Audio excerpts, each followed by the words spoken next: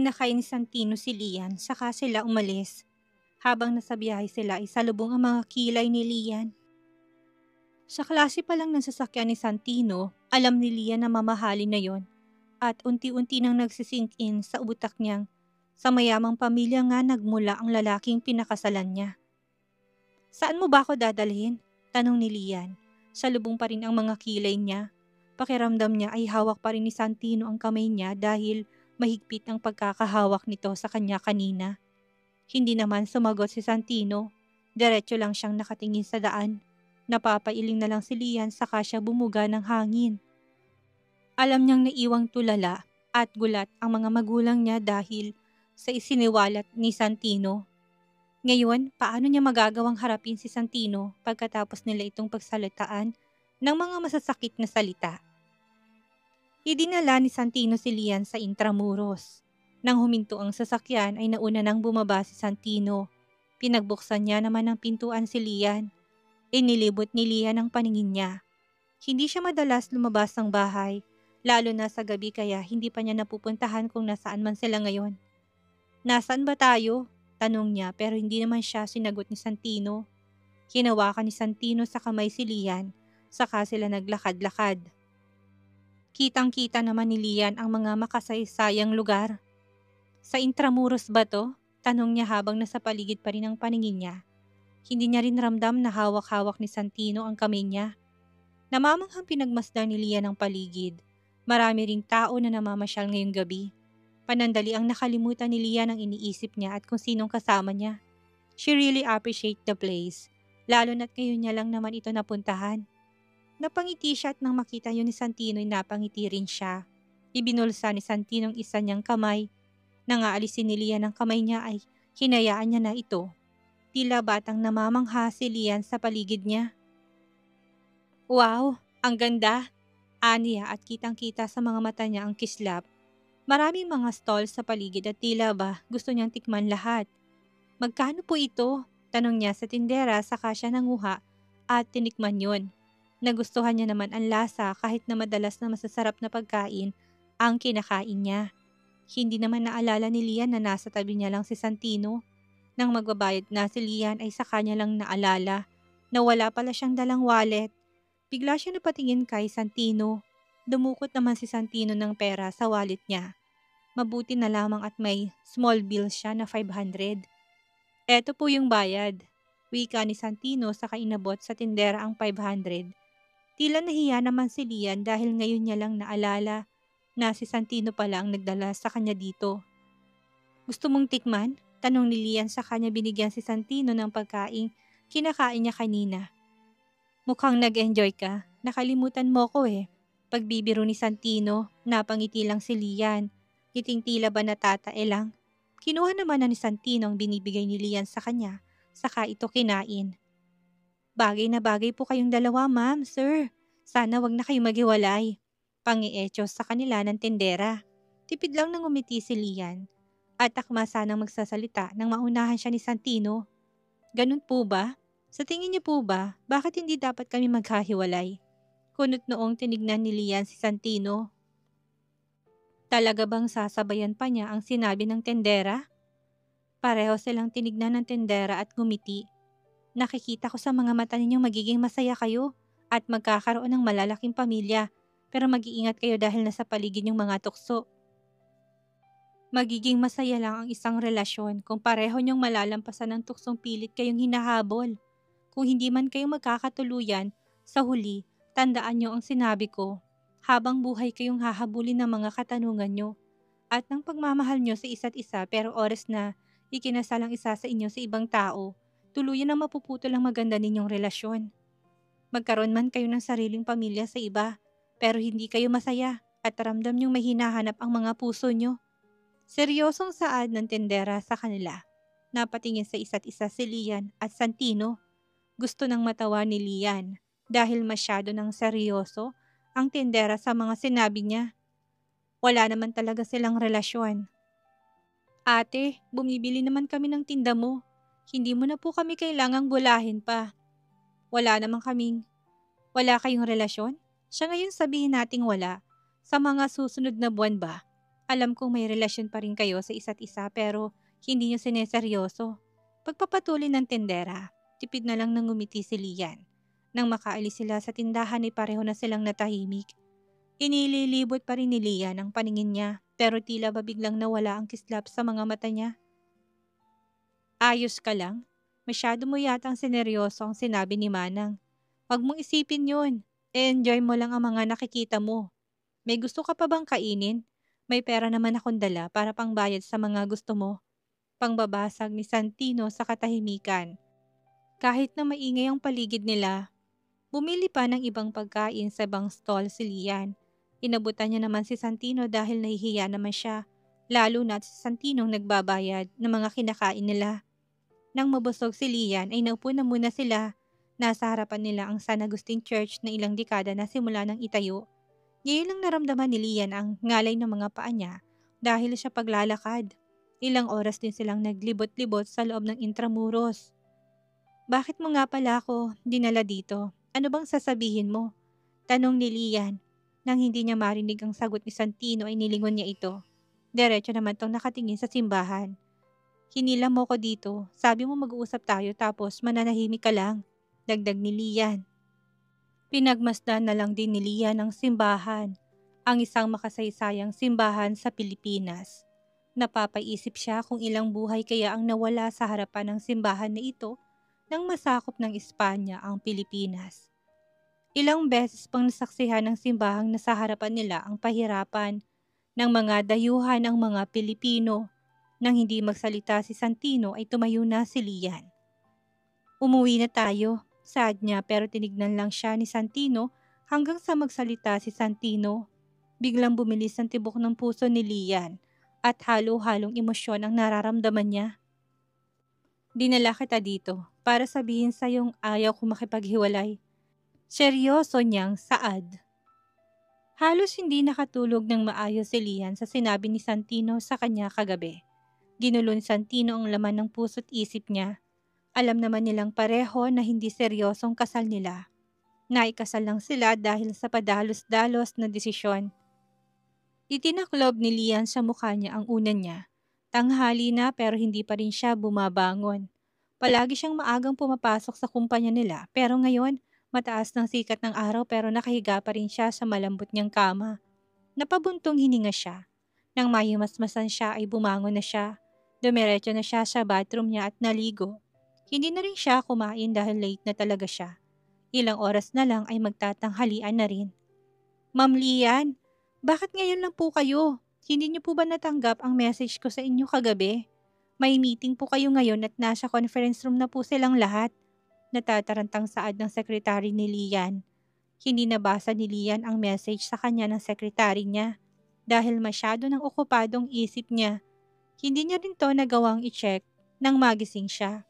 Kahit na late na si Lian, ay pumasok pa rin siya sa conference room.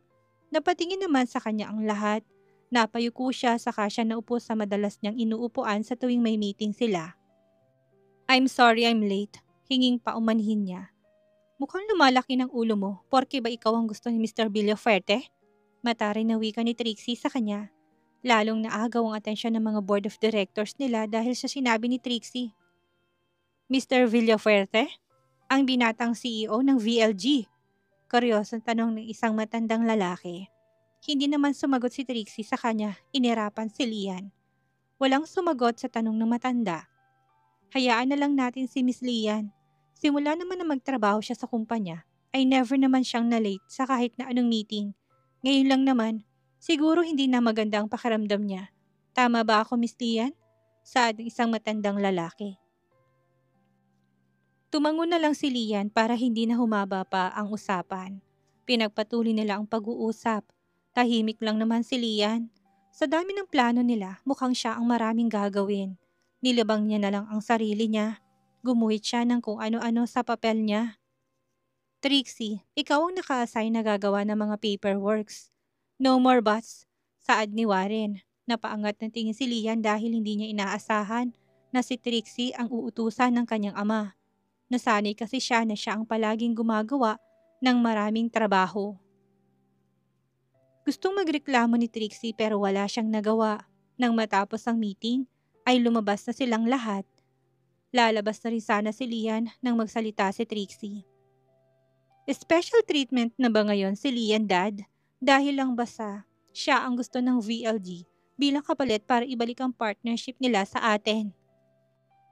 Wika ni Trixie, silang tatlo na lang ang naiwan sa loob ng conference room.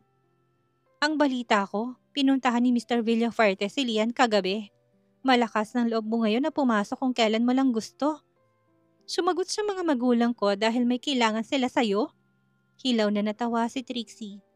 Kahit kailan talaga, hindi sila naging magkasundo kahit na sabay silang lumaki sa isang bahay. Trixie, that's enough. Pag-awat ni Warren pero lalong nag-apoy sa galit si Trixie. No, Dad. Siya na ngayon ang favorite daughter mo. Ako na ngayon ang tatambakan mo ng maraming trabaho. That's unfair. Pag-hysterical ni Trixie. Napahilot sa sentido si Warren dahil sa pag-away ng mga anak niya. This is what you want. Sa tingin mo ba ginusto ko to? Bakit hindi mo kausapin si Mr. Villafuerte? Baka sakaling ikaw ang magustuhan niya. Unfair? Alam mo ba kung ano sinabi mo? Really, Trixie? Gusto mo bang handa kang ibigay ng iyong ama sa iba kapalit ng pag-unlad ng kumpanya? Matapang niyang sagot. Tama na. Walang patutunguhan ng pagtatalo niyong dalawa. Kayong dalawa lang ang maaasahan ko sa kumpanya. Tapos mag-aaway pa kayong dalawa. Kaunting sakripisyo lang, hindi niyo pa magawa. Sa inyong dalawa ko iiwan ng kumpanyang ito. Tapos uunahin niyo pa ang mga pride niyo. Pag-awat ni Warren. Hindi makapaniwalang tinignan ni Trixie ang daddy niya. Are you serious, Dad? May bala ka pang bigyan ng pamana at share ang anak mo sa labas? Binigyan mo pa talaga ako ng kahati. No! Malakas na sigaw ni Trixie sa huli niyang sinabi. Halos sumakit ang eardrums ni Lian. Kinuha na ni Lian ang bag niya saka siya lumabas ng conference room. Wala siyang panahon para makipagtalo. Nang makarating siya sa office niya ay binaba niyang bag niya sa kanya isinandal ang likod niya sa swivel chair niya. Ramdam niyang pagbukas ng pintuan niya. Akala niya ay ang sekretary niya pero minulat niyang mga mata niya nang marinig niya ang boses ni Enzo. Pasensya na, naabala ko pa ang pagtulog mo. Wika nito.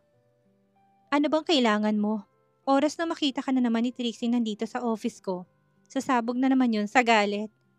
Pwede ba Enzo, huwag mo nang dagdagan ng pagtatalo naming magkapatid. Kung pipilitin mo pa rin ako makipagbalikan sa'yo, I'm sorry pero hindi na ako babalik.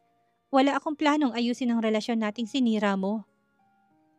Walang gana niyang saad. Tipid namang ngumiti si Enzo. Alam ko naman yun. Dinalhan lang kita ng pagkain. Peace offering ko na sa'yo. Gusto ko lang na maging maayos tayong dalawa bago ang kasal namin ni Trixie. Ang gusto kasi ni Trixie pagkatapos ng kasal, ako ang lilipat sa bahay niyo. Ayaw ko namang magkailangan tayong dalawa. Aniya, hindi na lang nagsalita si Lian. Wala palang balak na lumipat si Trixie kahit na may asawa na siya. Kung sa bagay, nang siya ang ikasal, siya ang nag-uwi sa asawa niya. Nang hindi na sumagot si Lian ay tipid na lang nangumiti si Enzo saka siya tumalikod. Pagbukas niya ng pintuan ay saktong pagdating naman ni Santino. Kunot noong tinignan ni Santino si Enzo. Alam ni Santino tungkol sa past relationship nila ni Lian. What are you doing here? Tanong ni Santino. Bakit? Bawal na ba siyang bisitahin? Dinalhan ko lang siya ng paborito niyang pagkain dahil hindi pa siya kumakain ng umagahan. Napatingin naman si Lian sa kausap ni Enzo. Hindi niya pa ito malinaw na nakikita dahil konti lang ang awang ng pintuan. She's my wife and you're her ex. Ikakasal ka na sa kapatid niya, hindi ba? Huwag mong ipilit ang sarili mo sa kanya, you cheater. May diing saad ni Santino sa kanya binuksan ng pintuan at pumasok siya. Nagulat naman si Lian sa pagdating nito. Anong ginagawa mo dito? Tanong niya, napatayo na rin siya sa kinaupuan niya. Minsan pang tinignan ni Santino si Enzo at tinignan niya ito tila ba sinasabi ng mga mata niya na umalis ka na. Naupo si Santino sa sofa sa kanya tinignan ang mga pagkain dala ni Enzo. Nakikipagkita ka pa rin ba sa kanya? May lihim na ba kayong relasyon? Diretsong tanong ni Santino. Napabuntong hininga naman si Lian. Iniisip ba ni Santino na mahal pa rin niya si Enzo? Wala. Binigyan niya lang ako ng pagkain. Bukod doon, Wala na kaming relasyon. Matagal na kaming tapos, saka ikakasal na rin siya kay Trixie. Pagpapaliwanag niya, tumango naman si Santino. Pumasok ang sekretary ni Lian. May sinabi lang ito kay Lian. Lalabas na sana ito nang ibigay ni Santino sa kanyang mga pagkaing dala ni Enzo. Sir? Gulat pang saad ni Mia. Nakangiti lang naman si Santino. Ikaw nang kumain yan. Kakain kami sa labas ni Lian. Aniya, nahihiya man si Mia pero tinanggap niya na pa rin. Hindi naman pinigilan ni Lian si Santino. Wala rin naman siyang balak na kainin ang ibinigay ni Enzo sa kanya. Ano bang sinadya mo dito? Tanong niya. Nanatili pa rin siyang nakaupo sa swivel chair. Hindi niya kayang tabihan si Santino o harapin ito. Wala na ba akong karapatang bisitahin ng asawa ko? Napairap naman si Lian sa tawag ni Santino sa kanya. Hindi niya na lang ito pinansin at ipinagpatuloy ng ginagawa niya. Sumandal si Santino sa sofa saka tinignan si Lian. Hindi nila napag-usapan ang tungkol sa annulment kagabi dahil maghahating gabi na nang makauwi sila. Ipipilit mo pa rin ba ang annulment natin kahit na hindi ako pipirma? Seryosong tanong ni Santino. Naagaw ng atensyon ni Lian kaya tinignan niya na si Santino. Kailangan pa nga pala nilang asikasuhin ang annulment nila. Kailangan. Huwag mong itali sa akin ang buhay mo. Pakasalan mo ang babaeng mahal mo and I'm sorry for dragging you here. Malumani na saad ni Lian. Seryoso namang nakatingin sa kanya si Santino. Iniwas niya ang paningin niya ng pakiramdam niya ay natutunaw siya sa mga titig ni Santino. Napalunok siya sa kanya kinalmang sarili niya. I need you, Lian. Tipid na saad ni Santino. Hindi naman maintindihan ni Lian si Santino. Ano ba ang kailangan nito sa kanya? Hindi naman sinasabi ni Santino sa kanya. Kailangan para saan? Bakit ba hindi mo na lang sabihin sa akin at baka sakaling maintindihan ko? Tumayo si Santino saka siya humarap sa malaking bintana ni Lian. Nakabulsa ang dalawang kamay nito. Hindi niya kayang sabihin ang dahilan niya. Kailangan mo na kita bilang asawa ko. Ako mismo magbibigay sa iyo ng annulment kapag hindi na natin kailangan magpanggap. Sa ngayon, kailangan na muna kita. Nilapitan ni Lian si Santino. Nang maramdaman ni Santino ang paglapit ni Lian, hinarap niya ito. Kaya ka ba pumayag na magpakasal sa akin dahil kailangan mo rin? Noong makilala kita, may tinataguan ka ba? Hindi halata sa itsura mo at sa pananamit mo na isa ka palang mayaman. Kailangan mo ng babaeng magpapanggap na asawa mo kaya ka pumayag na walang alinlangan sa alok ko? Kuryoso pa rin niyang tanong. Para saan ba para kailangan niya ng asawa? Kung tutuusin ay pwede niya namang makuha ang kahit na sinong babaeng gusto niya. Wag lang si Lian dahil gusto ni Lian na ipahinga na muna ang puso niya. Wala pa sa isip niya ang pumasok ulit sa kahit na anong relasyon. Inalok niya ng kasal noon si Santino para makapaghiganti, para mabawasan yung sakit na nararamdaman niya at isipin ni Enzo na hindi siya apektado. Nagdesisyon siya nang wala sa sarili niya. Tapos mo na akong gamitin, hindi ba? Nagawa mo na yung gusto mo. Ako naman ang may kailangan sa'yo ngayon. Can we do that? Kung gusto mong umalis sa pamilya ng daddy mo, susuportahan kita. Hindi mo kailangan mag-alala para sa maintenance at check-ups ng lola mo. Ako nang bahala dun. Pag-aalok ni Santino, iniwas ni Lian ang paningin niya. Humarap na rin siya sa malaking bintana niya. Maganda naman ang alok ni Santino sa kanya pero hanggang kailan sila aasa sa ibang tao? Hanggang kailan siya sasandal sa ibang tao? Ayaw niyang manggamit ng iba, lalo na't alam niya hindi naman panghabang buhay ay makakasama niya si Santino. Tutulungan kita sa gusto mo pero hindi namin kailangang umalis ng lola ko sa poder ng daddy ko. May katapusan ng kasunduan nating dalawa. Hindi ko naman pwedeng iasa sa iyo habang buhay ang kailangan ng lola ko. Sagot niya saka siya bumalik sa swivel chair niya at muling pinirmahan ang mga papeles na kailangan niya nang ipasa. Nilingon ni Santino si Lian na busy na ngayon. Kailangan nating tumira sa isang bahay, Lian. Masasabi ba nating mag-asawa tayo kung nasa magkaibang bahay pa rin tayo? Pahabol ni Santino na ikinahinto ni Lian sa mga ginagawa niya. Kunot noon niyang tinignan si Santino. Hinahanap niya sa mga mata ni Santino na nagbibiro lang ito, pero mukhang seryoso to sa sinabi niya. No, mabilis sa pagtanggi ni Lian. Hindi tayo titira sa isang bahay. Pumapayag na ako sa gusto mo pero sumusobra naman yung titira tayo sa isang bahay. Nilapitan ni Santino si Lian na upo ito sa gilid ng lamesa. Bahagyang inilapit ni Santino mukha niya sa mukha ni Lian kaya napaatras si Lian. Hindi ba at bumubukod ang mag-asawa pagkatapos ng kasal? Hindi lang pagpapanggap ang gagawin natin, Lian. We're legally married, kaya ikaw ang asawa ko. Asawa kita sa mata ng batas. Pagpapaintindi ni Santino. Iniwas ni Lian ang paningin niya saka siya umiling. Hindi siya sanay na may kasamang lalaki sa isang bahay nang hindi niya naman ito kaano-ano. Napalunok si Lian nang ma-realize ng asawa niya si Santino and they are legally married. Hindi ako ibang tao, Mrs. Villafuerte. I'm your husband. Aniya at lalong inilapit ang mukha niya kay Lian. Lian! Malakas na sigaw ni Trixie pagpasok niya ng office ni Lian. Nagulat naman siya nang makita niyang posisyon ni Lian at ng lalaking nasa office nito. Nilingon ni Santino si Trixie. Nanlaki ang mga mata ni Trixie at napalunok nang makita ang itsura ng lalaking kasama ni Lian ngayon sa kwarto. What is he doing here? Maliban ba sa panlalandi mo sa fiancé ko ay may iba ka pa? Iba pa rin yung lalaking pinakasalan mo. Hayok na hayok ka ba sa lalaki? Tila nandidiring wika ni Trixie. Sino bang asawang binabanggit mo, Trixie? Wala namang ibang asawa si Lian kung hindi ako. Si Santino lang. Nagbago lang ang itsura ko. Hindi mo na ako makilala. Kung may dapat kang pagalitan, yun ay ang fiancé mo. Sabihin mo sa kanya na tigilan niya ng asawa ko at wag nang lumapit pa. Seryosong saad ni Santino. Napaawang na lang ang labi ni Trixie dahil hindi makapaniwala si Santino ang kausap niya. Hindi makapaniwala ang pamilyang Lucero sa nalaman nila. Tulala silang magkakaharap na kumakain ng dinner. Tahimik lang naman si Lian na kumakain.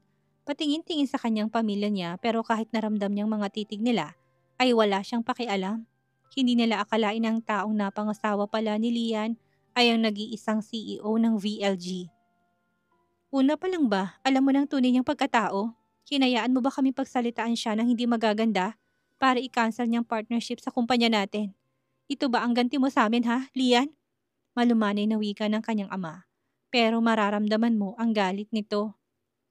Kung ano man ang naging dahilan ng VLG ng pag-cancel ng partnership sa kumpanya niyo, wala akong kinalaman doon. Tanungin niyo na lang sila sa personal para malaman niyo. Tanging sagot ni Lian. Nakatuon pa rin ang atensyon niya sa pagkain niya. Tahimik lang naman si Trixie pero kanina pa niya gustong magsalita. Hindi niya lang magawang sagot-sagutin si Lian dahil alam niyang siya naman ang pagagalitan ng kanilang ama. Nang matapos si Lian ay uminom na siya ng tubig at pinunasan ng gilid ng labi niya. Wala siyang imik na umalis ng kusina. Dad, totoo ba talagang si Zephyr Villafuerte at ang asawa ni Lian ay iisa? Paano nangyari yun? Paano nakilala ni Lian ang CEO ng VLG gayong hindi naman siya mahilig lumabas ng bahay? Halos trabaho at bahay lang naman ang pinupuntahan ni Lian. Kayo nga mismo na president ng Lucero Global Finance hindi pa nakikita ang CEO. Tapos si Lian, asawa niya yun? No, that can't be. Hindi matanggap na saad ni Trixie. Lahat naman sila ay nagulat sa nalaman, lalo na at kung ano-ano pang pinagsasabi nila kay Santino. Tahimik lang naman si Warren habang kumakain. Malalim din ang iniisip ni Marta. Pakiramdam naman ni Emilia ay sumasakit ang ulo niya. Hindi nila akalain na darating ang araw na kailangan nilang pakisamahan ng maayos si Lian. Hindi nila madalas kausapin si Lian, pero itong hangin para sa kanila pagkatapos ay mapapangasawa nito ang CEO ng VLG na kailangan nila para sa kumpanya nila. Simula ngayon mag-ingat na kayo sa sasabihin nyo kay Lian dahil ayaw ni Mr. Villafuerte na sasaktan natin siya emotionally or physically. Nakasama natin siya ng halos 2 linggo dito sa bahay. Nakita niya kung paano natin pagsalitaan si Lian at kung paano natin maliitin si Mr. Villafuerte. Paghahabili ni Warren sa pamilya niya, napapairap naman si Trixie dahil hindi siya makapapayag na si Lian ang magre-reyna-reynahan sa bahay nila. Tahimik lang naman si Emilia, pero naiipon sa puso niya ang galit. Hindi naman mangyayari ang lahat ng ito kung hindi nagkaroon ng kabit ang asawa niya. Kung hindi sana nabuo si Lian, kung hindi lang sana nagbunga ang pagtataksil sa kanya. Malalim na ang gabi pero gising na gising pa rin ang diwa ni Lian. Pinag-isipan niya kung papayag ba siya sa gusto ni Santino. Gusto niyang malaman kung anong dahilan ni Santino pero hindi naman sinasabi ni Santino sa kanya kung bakit kailangan nilang magpanggap na mag-asawa. Kung sa bagay, hindi naman nila kailangan magpanggap dahil mag-asawa naman talaga sila. Napatingala si Lian nang biglang dumilim ang kalangitan na kanina lamang ay maaliwalas tingnan. Nababalot na ng maitim na ulap ang buong kalangitan. Kasunod na rin nito ang matatalim na mga kidlat at malakas na kulog. Bago pa man bumuhos ang malakas na ulan, ay pumasok na si Lian. Sinarado niya na ang veranda niya, saka siya nahiga. Tulala na siyang nakatingin sa kisame ng kwarto niya. Naipilig niya ang ulo niya nang maalala niyang ina ni Santino. Papayag pa ba siya sa gusto ni Santino, gayong mukha namang ayaw sa kanya ng ina nito. Kahit na hindi pa inaantok si Lian, pinilit niya na lang na matulog. Kinabukasan, antok na antok pa si Lian pero kailangan niya nang bumangon. Ayaw niya namang isipin ang pamilya ng kanyang ama na sinasamantala niya ang mga ito. Papasok pa lang siya kung kailan niya gusto. Maaga pa lamang ay nakarating na si Lian sa kumpanya. "Good morning, Ma'am Lian," bati ni Mia. Ngumiti lang naman si Lian sa kanya. Hinarap na kaagad ni Lian ang tambak na papeles na nasa lamesa. Ibinaba naman ni Mia ang mainit na kape sa lamesa ni Lian. "Ma'am Lian, may dumating pong invitation sa inyo kahapon. Hindi ko po naibigay dahil umuwi na kayo." Ibinigay ni Mia ang isang asul na sobre. Sa itsura pa lang nito ay mamahalin na ang sobre. Binuksan ni Lian ang mga nilalaman ng sobre at halos malaki ang mga mata niya sa nakikita niya. Natutup niyang labi niya tila ba hindi makapaniwala sa nabasa. Kuryoso naman si Mia sa nilalaman ng sobre. Napatayo si Lian sa kanya pinaypayan ng sarili niya gamit ang mga kamay niya. Hindi makapaniwala sa natanggap niyang invitation. Gusto niyang sumigaw sa sobrang saya pero kinakalma niyang sarili niya. "Ma'am Lian, ayos lang po ba kayo?" Tanong na ni Mia dahil hindi na nagsasalita si Lian. Tila ba biglang nakalimutan ni Lian kung paano magsalita dahil sa sobrang kasiyahan. "Ano bang nilalaman ng sobre?" Hindi na mapigilan tanong ni Lian. Naupo si Lian saka siya humugot ng malalim na buntong hininga. Masaya niyang nilingon si Mia. "Imbitado tayo sa isang runway show sa Spain. Nagustuhan ni Miss Sasha ang mga design ko at gusto niyang isama yun sa runway fashion show sa October. May 3 buwan pa tayo para mag-ready at tapusin ang mga designs ko." Masaya niyang balita kay Mia. Napangiti na rin si Mia dahil kasali rin siya sa itinatayong business ni Lian. "Congrats po, Ma'am Lian. Deserve niyo naman po kung anong nararating niyo ngayon. Dahil sobrang sipag at tiyaga niyo." Masayang saad ni Mia. Ngumiti na lang si Lian sa kanya. Nahinto ang pag-uusap nilang dalawa nang may kumatok sa pintuan niya. Napatingin doon si Lian at Mia. "Come in," sagot ni Lian. Pumasok naman si Emilia.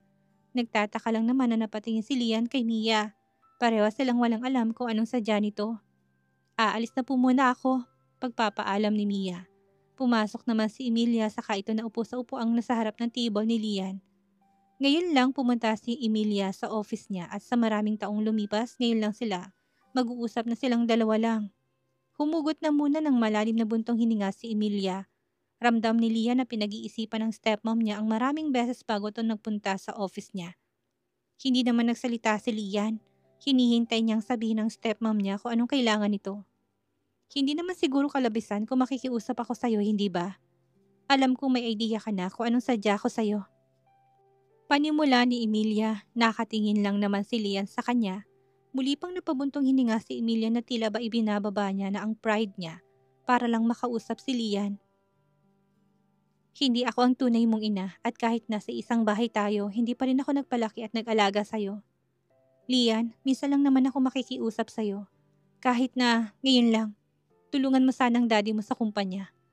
Alam kong wala akong karapatan na makiusap sa'yo at humiling pero sana maisip mong tulungan ng daddy mo. Ayaw ko sanang gawin ito hanggat maaari. Ayaw ko sanang humingi ng tulong sa'yo pero saan naman ako dadalhin ng taas ng pride ko, hindi ba?